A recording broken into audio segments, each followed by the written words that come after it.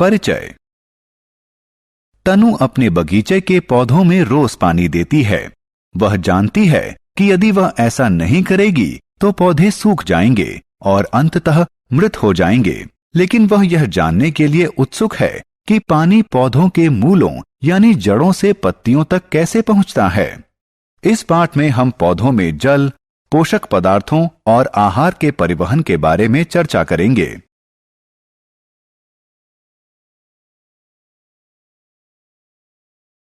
उद्देश्य। इस पाठ के अंत में आप निम्न करने में सक्षम हो जाएंगे: जड़ों का महत्व समझाना, जाइलम की भूमिका का महत्व समझाना, प्रकाश संश्लेषण को परिभाषित करना, फ्लोएम यानी पोषवाह की भूमिका को परिभाषित करना, वाष्पोत्सर्जन को परिभाषित करना। जड़ें। विभा अपने बगीचे से कुछ खरपतवार साफ करना चाहती है। उसने उन्हें निकालने की कोशिश की, लेकिन असफल रही। उसने देखा कि वो धरती से दृढ़ता से जुड़े हुए हैं। उसने अपने माली से मदद के लिए कहा। उसने थोड़ा प्रयास करके उन्हें निकाल दिया। उसने खरपतवार की जड़ों के निचले सिरों की तरफ लगे रेशों की तरफ इशारा किया, जिन्होंने मृदा को जकड़ रखा था। इन रेशों को मूल या जड़ कहते हैं। सभी पौधों में मूल होते हैं। मूल पौधे के शरीर के दूसरे भागों को जल और पोषक पदार्थ प्रदान करने में महत्वपूर्ण भूमिका निभाते हैं। मूलों में रोम होते हैं। मूल मृदा से जल और पोषक पदार्थ इन्हीं रोमों की सहायता से अवशोषित करती हैं। किसी मूल में जितने अधिक मूल रोम होंगे, वह उतना ही अधिक अवशोषण करेगा।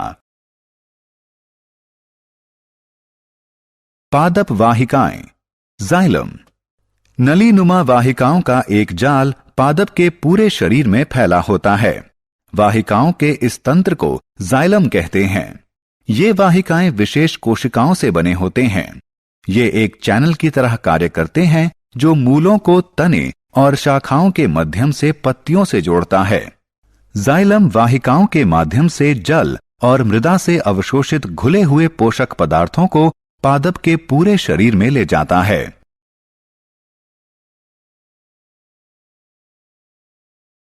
फ्लोएम। रिया सुबह का अल्पाहार बहुत जल्दी में खा रही है।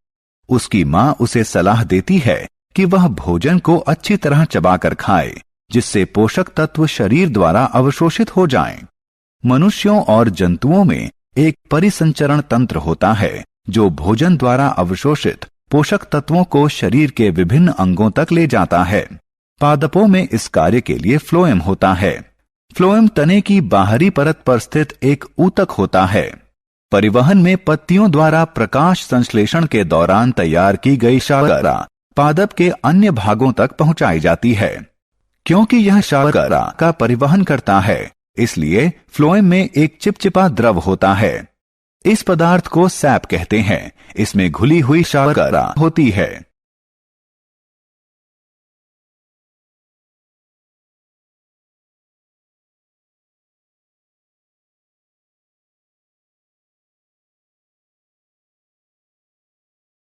प्रकाश संश्लेषण।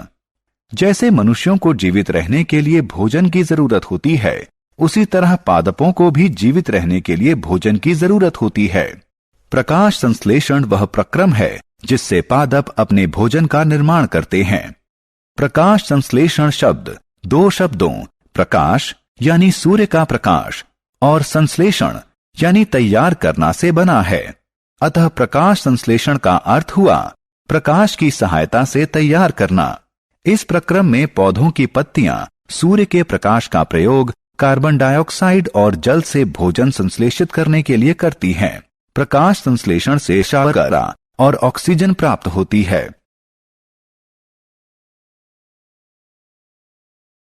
वाष्पोत्सर्जन। पत्तियों का एक महत्वपूर्ण प्रकार्य है पौधों को गर्मियों में शीतल रखना। यह वाष्पोत्सर्जन के माध्यम से संभव होता है। वाष्पोत्सर्जन वह प्रक्रम है जिसमें जल पौधों की पत्तियों और तनों से वाष्पीकृत होकर वायुमंडल में चला जाता है। पत्तियों के ऊपर बने छोटे छिद्र, जिन्हें रंध्र कहते हैं, वाष्पोत्सर्जन को संभव बनाते हैं। सारांश। आइए हमने जो कुछ सीखा है उसे संक्षेप में दोहराएं। मूल यानी जड़ें मृदा से पोषक पदार्थ और जल मूल रोमों की सहायता से अवशोषित करती हैं। जितने अधिक मूल रोम होंगे उतना अधिक अवशोषण होगा। जाइलम वाहिकाओं का तंत्र है जो जल और घुले हुए पोषक पदार्थों को पौधे के सभी भागों तक ले जाता है। प्रकाश संश्लेषण वह प्रक्रम है जिसके माध्यम से पौधे अपना भोजन बनाते हैं। पौधों की पत्तियां सूर्य के प्रकाश का प्रयोग कार्बन डाइऑक्साइड और जल से भोजन संश्लेषित करने के लिए करती हैं। प्रकाश संश्लेषण से शर्करा और ऑक्सीजन प्राप्त होती हैं। फ्लोएम प्रकाश संश्लेषण द्वारा तैयार शर्करा को पौधे के सभी भागों तक ले जाता है। फ्लोएम एक चिपचिपा द्रव होता है जिसे सैप कहते हैं और इसमें घुली हुई शर्करा होती है। वाष्पोत्सर्जन वह प्रक्रम है जिसमें जल पौधों की पत्तियों और तनों से वाष्पीकृत होकर वायुमंडल में चला जाता है।